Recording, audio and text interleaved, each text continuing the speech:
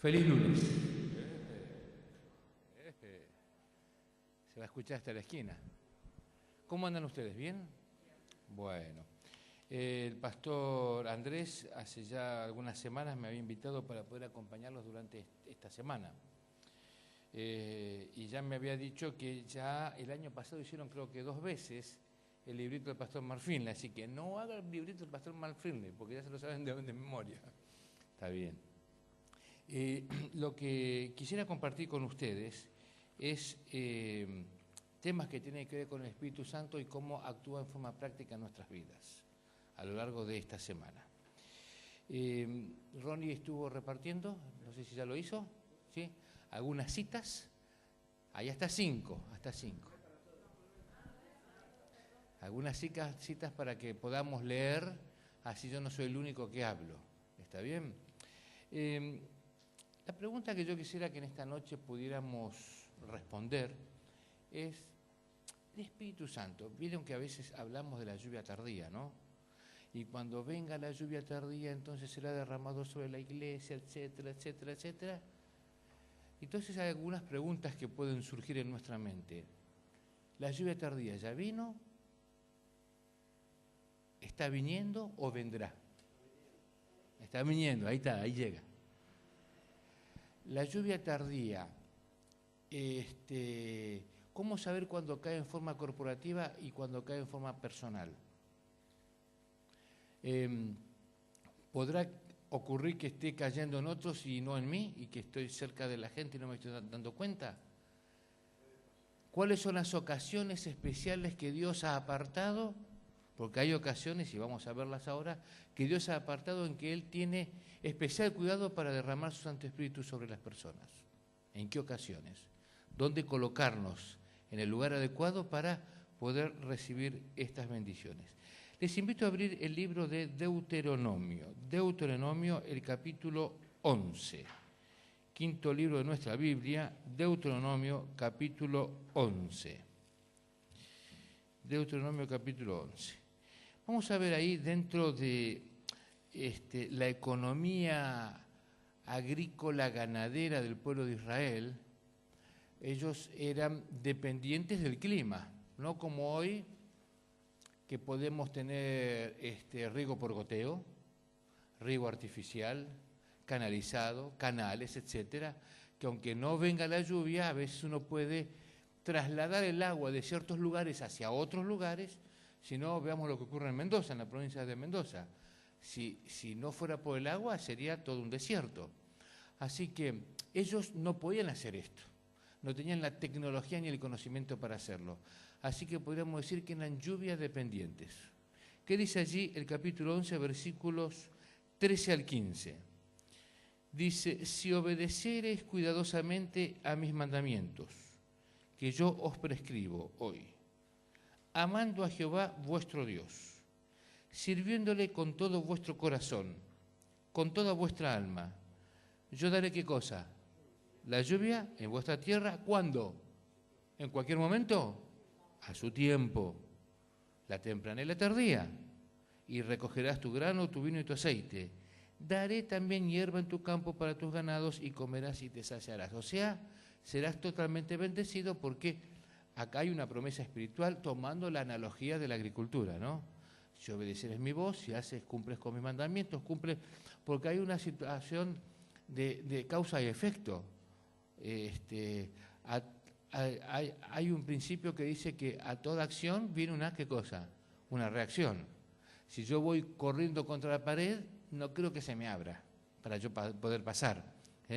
Voy a chocar, me voy a quedar con un chichón o alguna otra cosa parecida. Así que el Señor dice exactamente igual, para que puedas recibir la bendición, te conviene seguir lo que yo te estoy diciendo que hagas, y entonces tendrás, no solamente desde el punto de vista de la economía, sino también de la vida espiritual, todo lo necesario para que estés saciado, para que estés satisfecho espiritualmente. Este es el mensaje que encontramos en estos textos. Entonces, vemos aquí algunos elementos. Primero, que hay una condición. Segundo, que la lluvia va a ser a su tiempo, la temprana y la tardía. Aquellos que conocen algo de campo, yo conozco muy poco, pero lo que uno ha podido averiguar es que cuando el agricultor va a sembrar, no puede sembrar en cualquier momento. Es como la parra, ¿no? ¿Cuándo hay que podarla? Después que pasó lo más crudo del invierno. Porque si uno la poda antes de tiempo o fuera de tiempo, puede afectar después cuando venga la primavera y el verano, para que pueda dar los suficientes racimos. Así que cuando el agricultor siembra la semilla, le da, por así decir, un golpe de agua, ya sea por regadío, por goteo, por lo que sea, un golpe de agua. El israelita tenía que depender ¿de qué? De las nubes, ¿no? Así que sabían en qué época era la más propicia, sembraban y esperaban que ocurriera ese golpe de agua, que era como para que germinara, ¿no? Como para que brotara la semilla y comenzara a crecer. Pero también necesitaba otro golpe de agua, ¿cuándo? En el momento de la cosecha, cuando ya estaba casi maduro, porque si no tenía ese golpe de agua suficiente, no demasiado, porque si no se inunda y se echa a perder, y no muy poco, si no, no madura totalmente, y lo que cosecho es algo que quedó sin concluir, sin terminar. Así que la lluvia de dependencia, en la lluvia temprana, justo cuando se sembraba, y en la lluvia tardía, justo antes de la cosecha. El propósito de estas lluvias, la primera era germinar el trigo, germinar el grano, y la segunda, madurar para la cosecha. Y el principio es que lo que Dios espera de nosotros también, que haya una gran cosecha. A veces la cosecha la circunscribimos solamente al tema de la ganancia de almas, a los bautismos, pero podríamos ampliar el tema de la cosecha. ¿Qué tal de hablar de la cosecha del crecimiento espiritual en nuestras vidas? ¿O estamos siempre igual? ¿Cómo está nuestro crecimiento? ¿Estamos estancados? ¿Estamos creciendo? Mi vida cristiana hoy, mi experiencia personal es igual que la del año pasado y la de los últimos 5 años. Si es igual, se convierte en ¿qué? En una monotonía. Entra en una meseta. Así que estoy creciendo. Vamos a ver después cómo esto puede ocurrir en nuestras vidas. Algunas cositas que hay que tener claro. Primero, no tenemos que confundir una lluvia con la otra. Una cosa es la primera, la de principio, para germinar el trigo o el grano, y la otra es la tardía. Tampoco hay que confundir la lluvia tardía con la lluvia extraordinaria. Cuando venga el fuerte pregón, cuando estén todas las condiciones dadas en el mundo, ¿para qué? Para que aquellas personas que en diferentes circunstancias conocieron el mensaje de salvación, pero no, por alguna razón, algo les impidió aceptar, todavía están en la oportunidad de aceptar, y muchos, poco antes del fin del tiempo de gracia, tomarán la decisión por el Señor. Tampoco tenemos que confundir el derramamiento personal con el derramamiento corporativo. Y vamos a ver en qué ocasiones ocurre.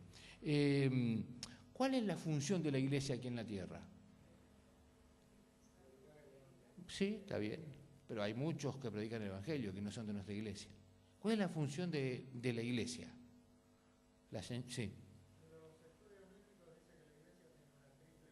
A ver. Muy bien. Esa es, digamos, la metodología, ¿no? Exactamente. Pero si eso lo pudiéramos resumir en una sola frase, es una agencia ganadora de almas. Esa es la función de la iglesia.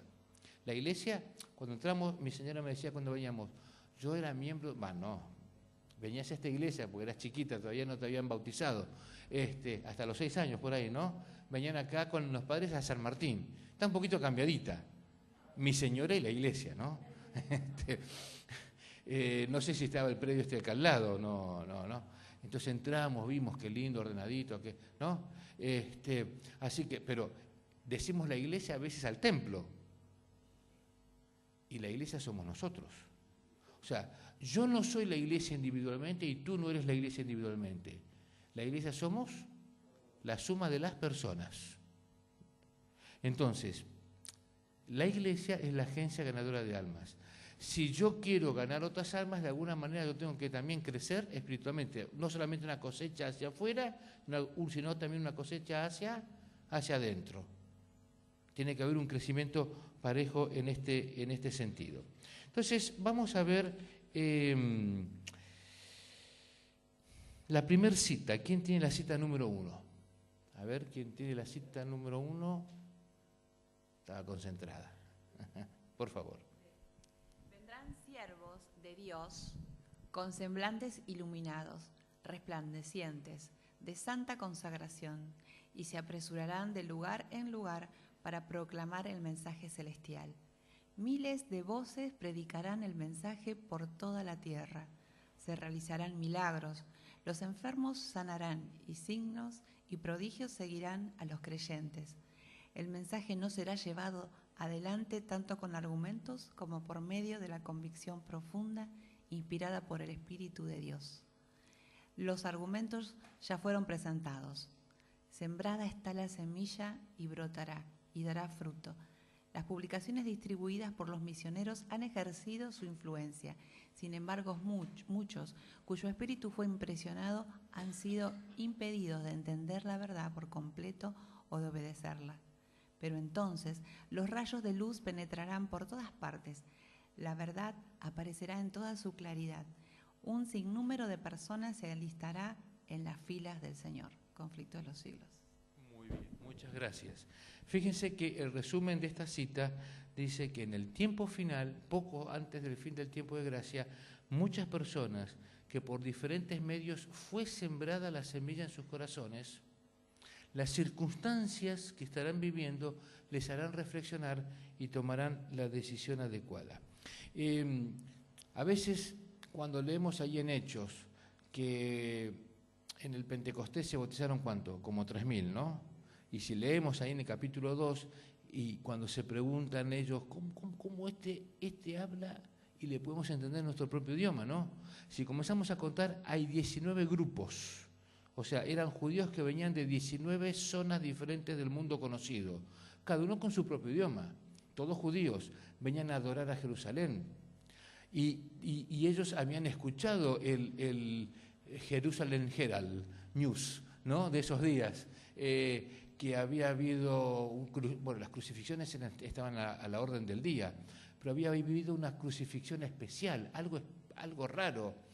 Que el velo del templo se rasgó, salió esa información que el Mesías había muerto y había resucitado, y es cierto porque muchos lo habían visto a Jesús ya resucitado durante 40 días antes que él ascendiera a los cielos, así que muchas personas venían y querían saber más, así que era un grupo de personas preparadas ya para recibir ¿vieron cuando uno dice el golpe de horno final, ¿no? Para que esté cocinadito, esté doradito, ¿tá? Bueno, para que entendieran el mensaje de salvación en forma total y completa.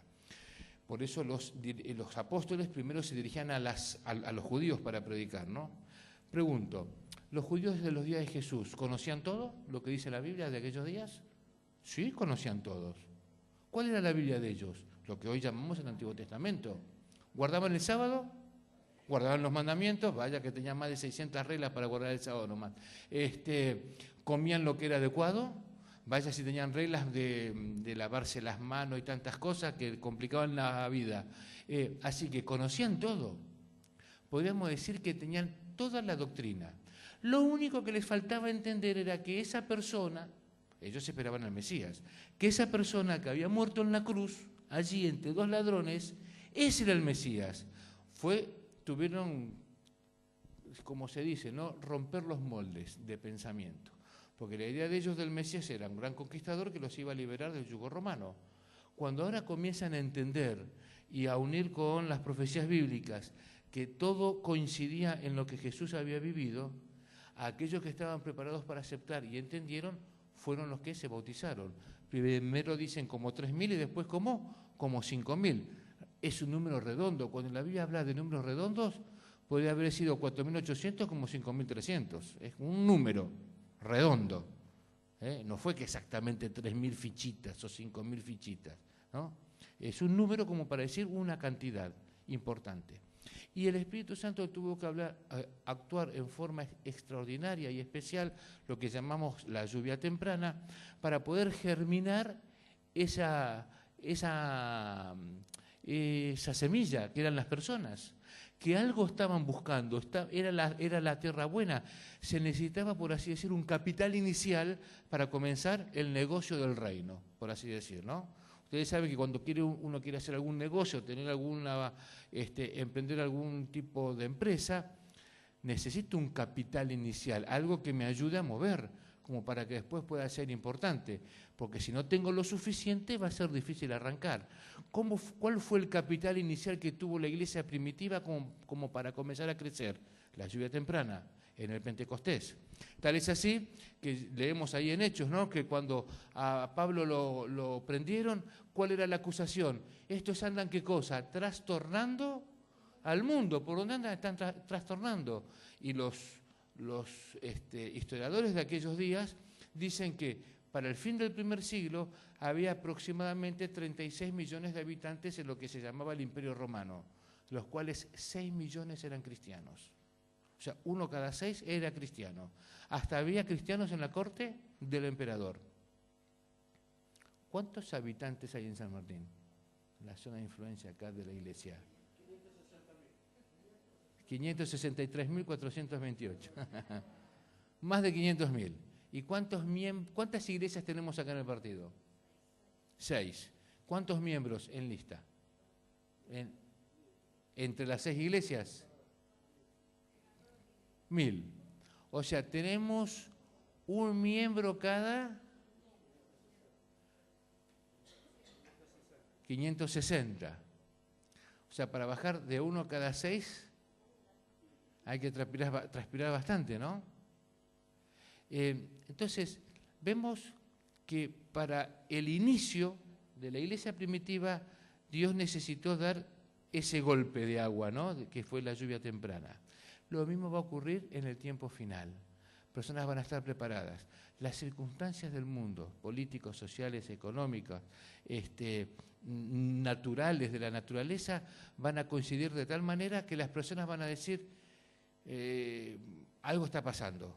Y muchos van a decir por lo correcto y otros por lo incorrecto, ¿no? Y eso será el fuerte pregón. Yo quisiera que ahora respondamos la pregunta, ¿cuáles son las ocasiones en que el Señor nos da la lluvia tardía o la lluvia temprana en forma individual?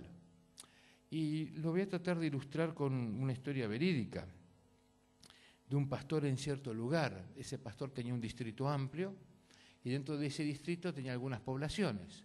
Y en una de esas poblaciones, el único adventista en esa ciudad, en esa población, era una sola personita, ya anciana, un señor que vivía solo y que estaba enfermo de cáncer, ya en una etapa terminal.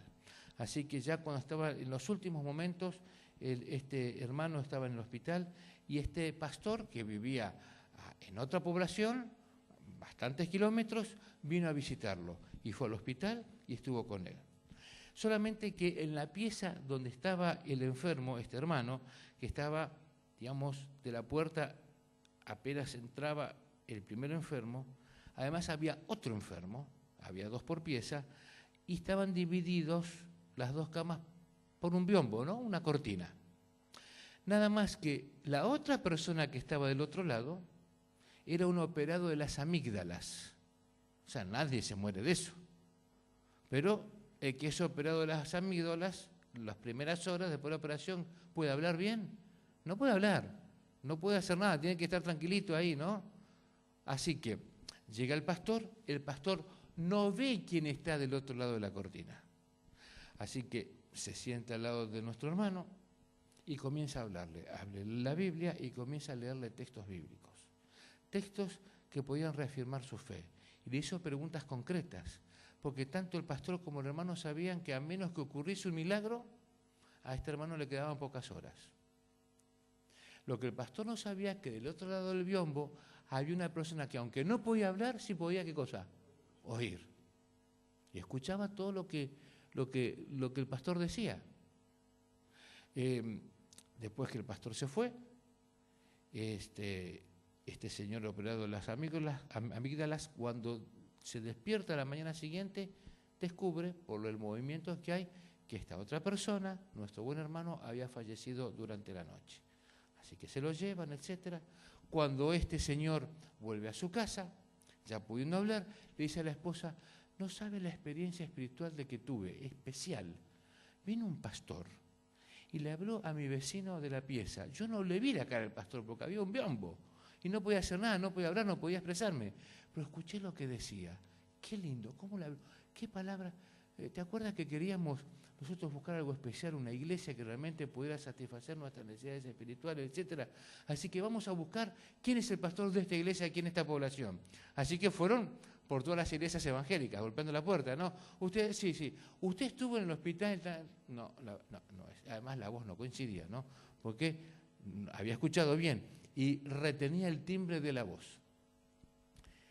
Entre tanto, el pastor, que había vuelto a su ciudad y que ya venía planificando con los hermanos de esa ciudad hacer un ciclo de conferencias en esta otra ciudad donde vivía este hermano que falleció, viene estas conferencias de antes, ¿no?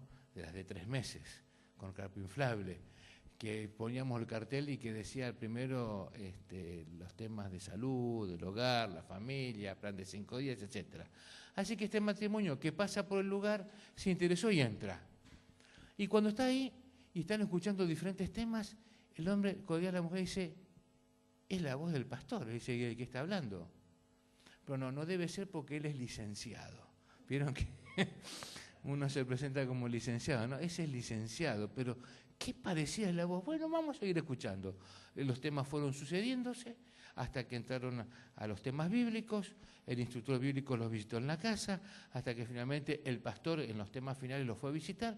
Y ahí esta buena persona, el operado de las amígdalas, le pregunta: dígame, yo tengo una curiosidad. ¿Usted estuvo en tal fecha en este lugar? Mira en su agenda, y no era electrónica, era la agenda, la tablet de esos días, que era un papelito, ¿no? Sí, efectivamente. ¿Usted estuvo en el hospital tal? Sí. ¿Y por qué estuvo? Había un hermano en nuestra iglesia que ya muy viejito, en la etapa terminal, y fui a visitarlo y sé que esa noche él falleció. ¿Usted era la persona que estaba ahí? Sí. Bueno, yo estaba del otro lado, del biombo. Y ahí el pastor se enteró que del otro lado estaba esta persona. Este matrimonio se bautizó. Ahora fíjense, la experiencia del pastor en el hospital. De este lado del biombo con el hermano, él estaba leyendo promesas bíblicas como para reafirmar su fe. Podríamos decir que estaba siendo derramada la lluvia tardía en forma individual sobre este hermano para confirmar ¿qué cosa? Su fe, sabiendo que le quedaban pocas horas. Y al mismo tiempo, instantáneamente, de este otro lado del biombo, el Espíritu Santo estaba obrando sobre la mente de una persona que no podía ver quién hablaba, pero sí podía, ¿qué cosa? Escuchar perfectamente. Y el Espíritu Santo estuvo impresionando, ¿qué cosa? Su corazón. Estaba siendo derramada la lluvia temprana. En otras palabras, hay ocasiones que en forma simultánea a una persona Dios le está a través de su Santo Espíritu derramando la lluvia temprana, y a otra derramando la lluvia tardía. No quiere decir que se va a morir, recién hay que esperar para morirse para recibir la lluvia tardía. Vamos a ver cuáles son las ocasiones ahora. ¿Quién tiene la cita número 2? Yo quisiera que acá que no me dejen solo, vengan con el micrófono. Habla fuerte entonces, muy bien. Vamos todavía.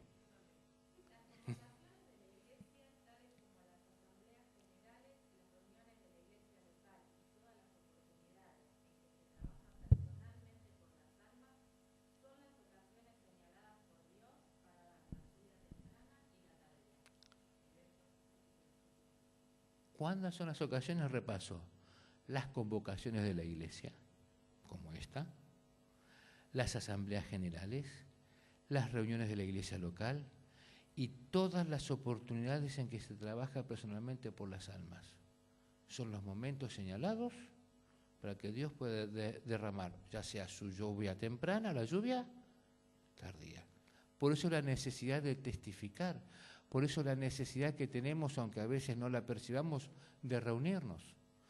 No, si yo puedo quedarme en mi casa ahora con la tecnología no hay ningún problema, pongo el canal adventista. o por internet me meto y puedo ver la predicación, ¿no? Etcétera. Y entonces algunos tratan de calmar su conciencia. Está bien, estoy enfermo, no puedo salir, la lluvia fue tan fuerte que un tronco cayó frente a mi casa y no me deja sacar el coche, está bien, bajo esas circunstancias extremas.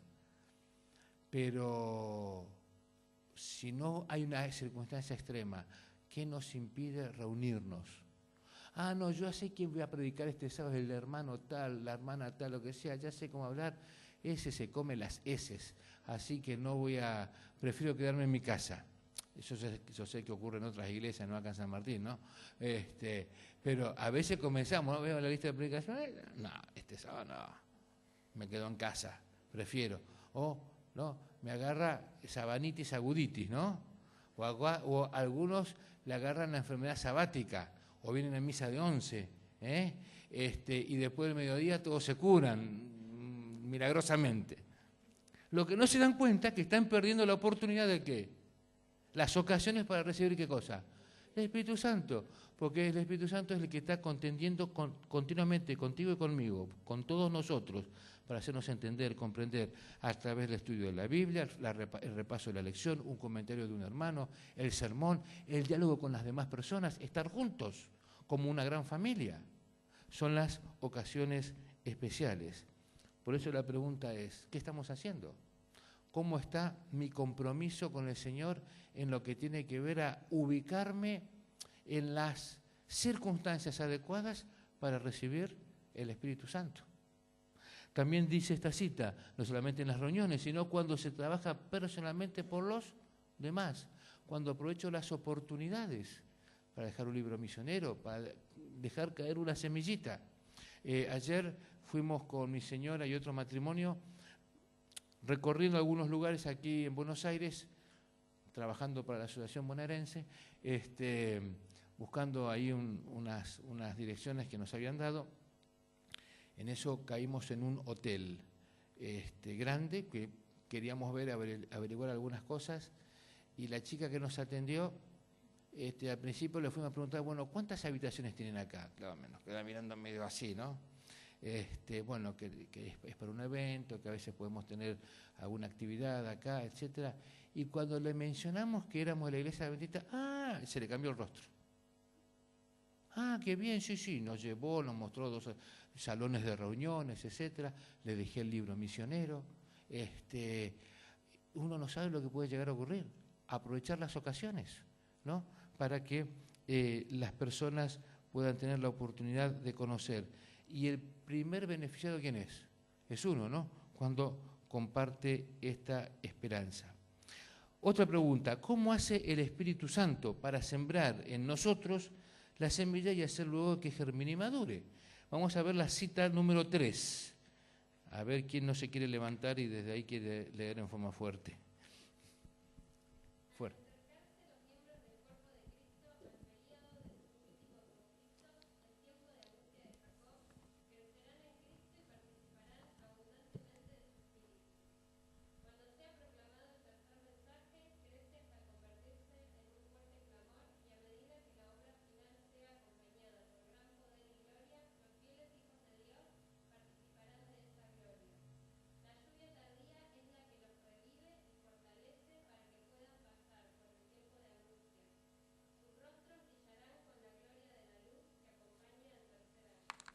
Fíjense qué lindo, ¿no? Dice que la lluvia tardía es la que, dice ahí, fortalece, ¿y qué más? Revive y fortalece para que puedan pasar ¿por qué? El tiempo de angustia. Algunos se preocupan el tiempo de angustia, cómo hacer, si lo voy a pasar o no. No nos preocupemos por eso. Preocupémonos por estar en los lugares adecuados para recibir la lluvia tardía. Porque una cosa lleva a la otra. Una cosa, como 2 más 2 son 4, una cosa lleva a la otra. Entonces, si yo voy a vivir preocupado por las plagas, cómo caerán, cómo va a ser, si voy a terminar en la cárcel o no, etcétera, o sea, perdemos el tiempo, porque no sabemos lo que nos va a ocurrir. Lo que sí tenemos que estar preocupados, sanamente preocupados, para estar en los lugares adecuados para recibir la lluvia tardía. Y eso nos va a ayudar para pasar adecuadamente por el tiempo de angustia. ¿Quién tiene la cita número 4? Sí.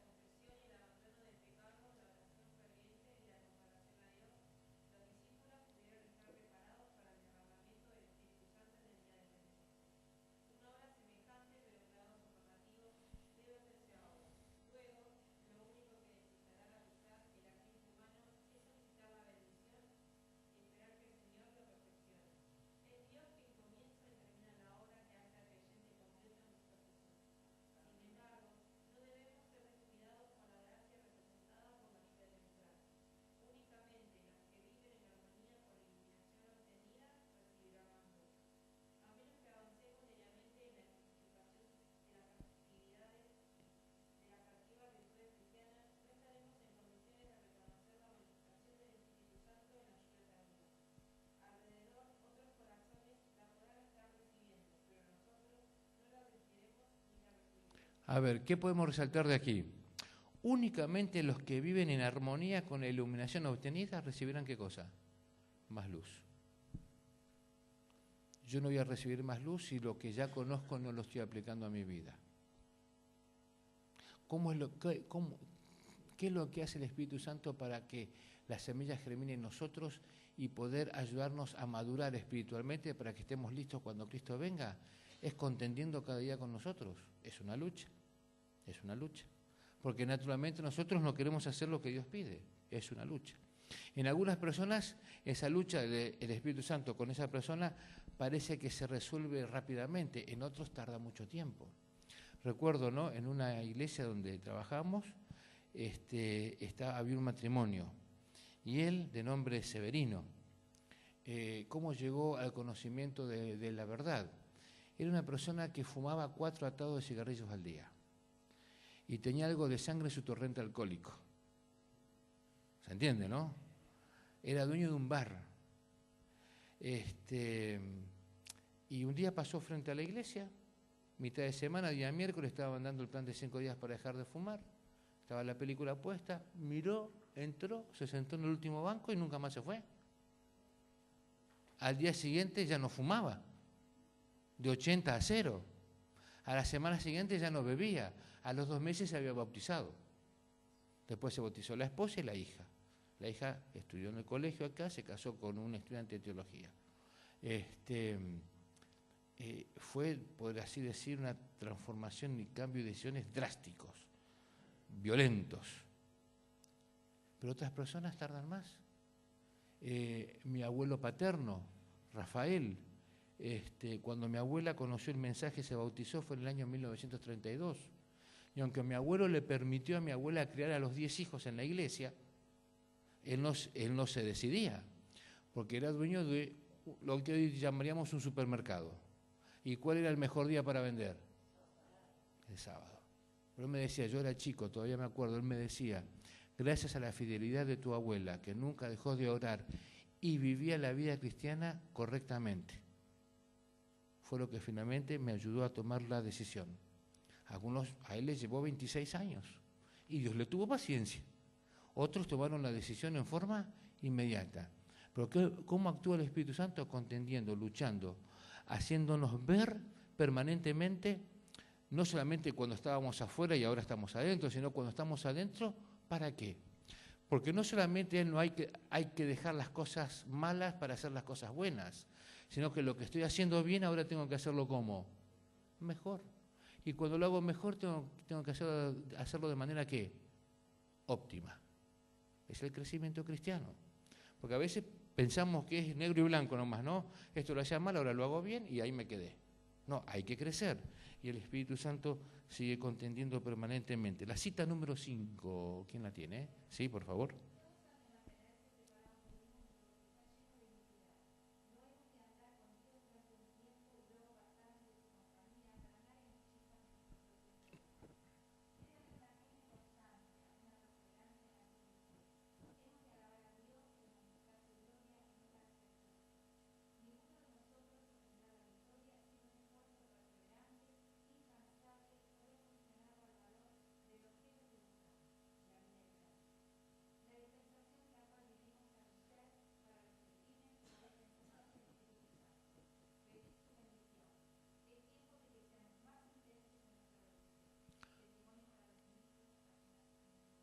Gracias. Lo que podemos resaltar de aquí, debe haber una firme constancia, una perseverancia en actos de fe. Ninguno de nosotros obtendrá la victoria sin un esfuerzo perseverante, incansable, proporcionado al valor del objeto que buscamos. ¿Es importante para nosotros la vida eterna? ¿Es importante o no es importante? Si es importante, voy a dar la importancia que se merece. Cuando algo es importante, vieron que cuando alguien toca la puerta de la casa y es un vendedor, ¿no? ¿Y qué le decimos si no nos interesa? ¿Cuál es la frase? ¿Para qué si no me interesa le digo vengo otro día? No, no tengo tiempo. ¿No es que le decimos a la gente, no tengo tiempo? Ah, no, ahora no tengo tiempo.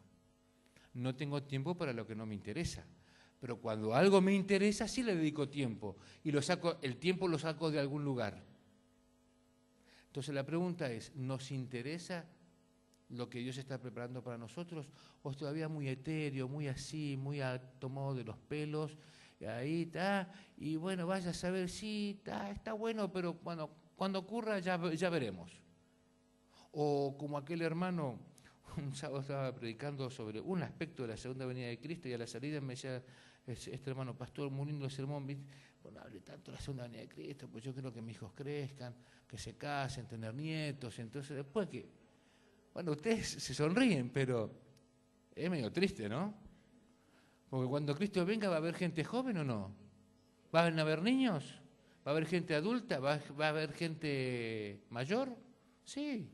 Entonces, se ve de que todo depende de dónde están puestos nuestros ojos.